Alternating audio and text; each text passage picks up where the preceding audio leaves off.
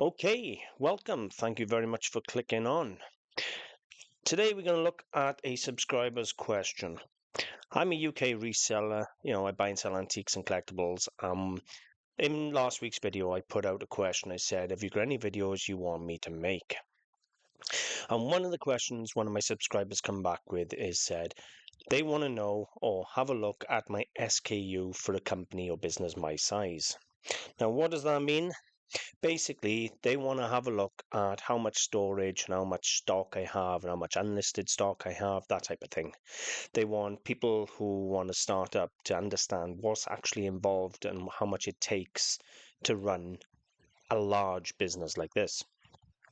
So I thought, okay, I'm going to share with you my storage and generally how I sell. So before I show you pictures of my storage units and things, there's two ways of running a business or this type of reseller business. You can do it the way I do, which is I buy a lot of stock. I price it for retail, so I'm selling to customers rather than back to trade. So I'm selling A to C rather than A to B. A to B would be selling to trade. And I sit on it and I wait for the best possible price I can get. Now, what that means is it may take years, and I mean years, to sell some of my stock. But when I'm buying stuff in at £1, £2, £5, and I'm selling it to the general public for 100, 200, it doesn't matter how long it takes because I sell one item and it's paid for 20 or 30 pieces. The other way to run the business is like a couple of friends I got. They buy in cheap, and they do A to B, which is they sell it back to trade. If public want to buy it, fine, but they price it for trade, which also means they have less storage, they move more stock, they take less profits. But there's a way of looking at it like this. I may make, let's say I pay £1 for something, it takes me 3 years to sell for 200. In that same 2 years, they may do 10 deals and make double the amount of money I make by shifting and turning over lots of little things. So neither way of doing it is wrong. So you can sell and move the stuff fast for small profits and move lots of items. Or you can do it like me, which is if I find something I love, I list it, I set my price, pack it away, and I forget about it. Now, what I do in my business is I buy the stock, I bring it home, I clean it, I research it, photograph it, list it. Then I pack it safe, and then I secure it and store it away. And I'm going to share it all out with you now. So if we look here, this is one of the comments I had in last week's video. And Martin Clark commented, I personally want to see your SKU system, and one thing most dealers your level don't show much is dead stock, storage, and give an idea to the general public what storage does entail. Me, for example, I've got 2 foot containers, large containers, plus a 40-foot container full of stock unlisted, not to mention 2 large houses, 3 bedrooms, and I'm currently living in a recent purchase of a third home over 3,000 square feet that I'm using as primary as storage. So that's a lot of stock. That is actually more stock, storage, and certainly unlisted stock than what I'm sitting on. So I thought, okay, I'm going to share my stock. Okay, so just to give you an example, these are the containers I store in. You can see they're large containers. They're not the biggest you can get, but they are large containers. I have 2 of these, and when I say I have 2 containers, that's what my containers look like. That is the first one. There's a couple of £1,000 worth of boxes, just the crates alone in there. As you can see, every single crate is numbered. If I zoom in, you can see here 242, 241. I think this one shipping container alone has about 300 crates in there. Now, for me to save on money, because there was a time I was paying for 3 storage containers, for me to save money, what I've done is I've also filled up the aisle. Now, that is not very sensible in aspects of I have to take out 2 or 3 rows of boxes, then shuffle the rest around to find the stock.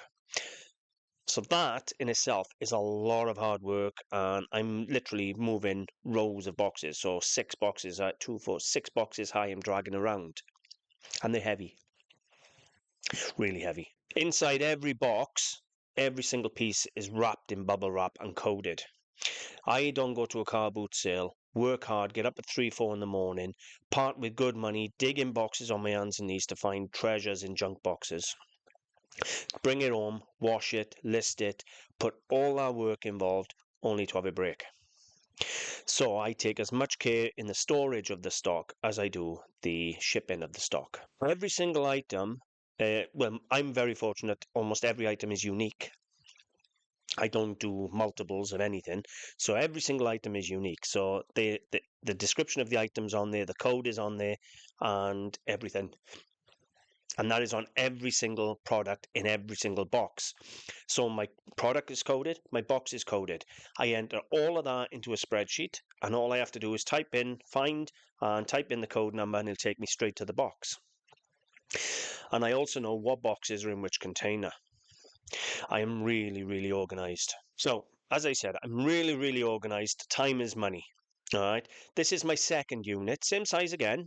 Now you can see there's crates down the half of the one side. At the back there's all my larger items that don't fit in crates in larger boxes. But everything on the left almost is unlisted. You can see here I have some stuff in carry bags or bags for life ready to get boxed. I've been so busy that I just haven't had the time to catalogue the stuff, and I won't put it away until it's catalogued. There you go, is a better look at the left-hand side of my lockup. This entire side is unlisted, except for the exception of the peacock chair, the things in the bubble wrap, and the sewing box. So my entire death pile consists of that at the side there, but that is still probably 3 or 4,000 items waiting to be listed, which people don't realize how much money's worth is just by there. There's probably one of these full of silver jewelry just waiting to be listed. There's ceramics, there's books, you name it, it's all in there. There's them big pistons waiting to be done, look, all stacked up, waiting to be polished up and turned into tables. Just haven't had the time. There's no right way, no wrong way to do it. Whichever way works for you, whether you want to sell A to B or whether you want to sell A to C or whether you want to do ABC, it doesn't make any difference. As long as you're turning a profit on the items, that's all that matters. I am lucky I'm in a position where I can afford to put money into stock and sit on it. I've been doing this for about 25 years, but believe it or not, first of all, I left school with 0 qualifications. Didn't sit my exams. Didn't attend school. So I left school with 0 qualifications. So if you're thinking, oh, he's got brains and all the rest of it, I just got get up and go and drive. And if you think I was born with a silver spoon in my mouth, you're mistaken. When I started doing this, I was borrowing money to buy auction job lots at £10 and £20 and selling that at the car boot sale to make money. Now I've got one of the biggest websites that is out there for antiques. There's not many people with a level website as what I got. And that's not me bragging, that's me basically saying if I can do it, believe me, there's nobody out there that can't. If you want to do it, you can do it. Now, I've shared many, many films to help you as well. Let me share some of these films. So, here's the first one. Right, bit of bookkeeping and other things and how to keep your accounts and things like that on my YouTube channel. How to pack fragile items and ship, but to save money by using recycled boxes from like Tesco's and Asda's, things like that. That's a good video to watch. This one here, how to ship fragile items, what's it called? Avoid disaster, expert tips for packing fragile items safely. So if you want to get the item there in one piece, there's another good one to watch. Another one here, I would take amazing photographs. Your photographs sell the product. I got literally, it doesn't matter what you want to do, how to become a reseller. I got videos to help you with absolutely everything. All right. Yes, I got a very large business.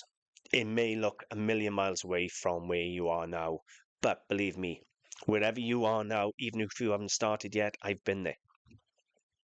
I've been to the auction buying stuff for £1 for a box of stuff, and I'm selling it out £1 and £2 a piece. Everybody has to start somewhere. And as long as you put the work in, put the hours in, put the effort in, and literally every single day I'm trying to improve things. I write articles every day. I make videos every day. I make listings every day. I'm cleaning stock and working every day. Now, if you saw my hoard back 4 or 5 years ago, I had 2 outbuildings full. My garage was full. I had 3 lockups that wasn't organized like that, full. I've come a long way in the last 3 years. I'm constantly taking advice and help off people who are further along than me, and I try and help people who are not as far along as me. We're all exactly the same. All right. I'm just a general dealer. Believe me, I'm not an expert in any particular field. I'm a general dealer. I make mistakes. Last year, I took a box of costume jewelry at the boot sale. I sold a foreign 9 carat gold or 8 carat gold necklace. I didn't even realize it was gold. We all make mistakes. Right. I make plenty and plenty of mistakes, but as long as I'm always going forward and I'm always making money, that's all I care about. And one of the things I decided this last year or two was I was going to get organized and I was going to sort my storage out. The best thing I could do, I spent 2 months sorting that storage out. I took everything out of one of the lockups. This was when I had 3 lockups, and I boxed it, I catalogued it, and I literally everything now goes on the catalog. So it all went into a spreadsheet, and I know exactly what I got, what box is in, where it is. It takes me minutes to identify where an item is, as opposed to years ago, it used to take me forever, and I used to write it down in a book, and then I'd be there like this, going through the book, looking for what box number is in. Not anymore. It's all done on spreadsheet. All you got to do, CTRL and F in your spreadsheet, and it comes up with a search box, and you just type in the code and it'll find the box number your item's in. It is that simple. So what I would say is, if you're going to go down the route of what I've done, which is a lot of storage, a lot of stock, if you've got the back in and the funding for it, then you will maximize on profit. The other way is just as good. But it would mean I'd have to part with stuff at less than I want to. And in all honesty, I'm going to say this as nicely as I can, I prefer the money. I prefer the stock to the money. The items I buy, I love.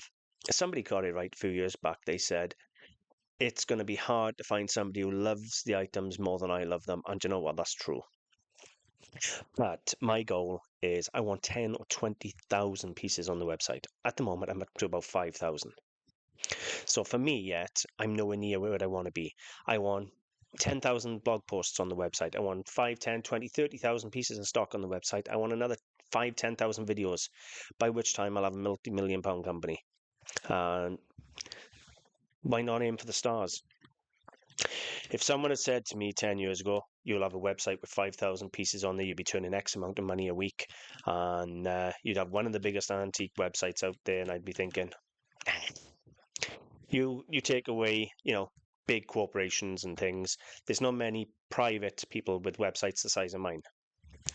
So hopefully, Martin, that answers your question. You got to see my stock, how I coded everything, and I think you'll agree, if you've been following my channel for some years, and I know a lot of you have, then I've certainly come a long way in sophistication and organization. God, I used to be in a mess. I remember when I used to just have all the boxes lined up in my house, in my bedrooms, in my rooms, and if I sold something, I didn't know what box it was in. I used to have to dig through the boxes and try and remember what was in what box or what area. Now the time I save is shocking. That few months it took to organize and catalog everything was worth every second, trust me. Anyway, that's the SKU of my business. Thank you very much for watching, and I'll see you soon.